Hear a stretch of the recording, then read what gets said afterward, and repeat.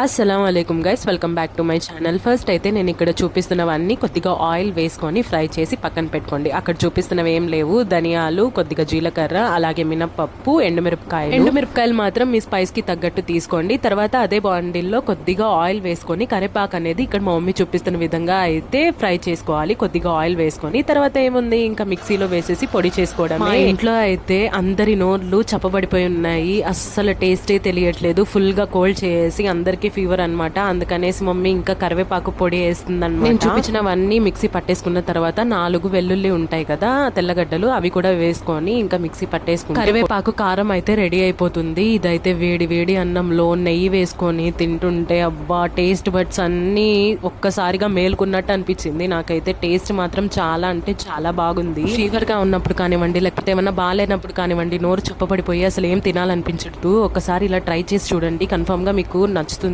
అంతే. ఇంకా వీడియో నచ్చినట్లయితే లైక్ చేయండి. Thank you so much. Bye.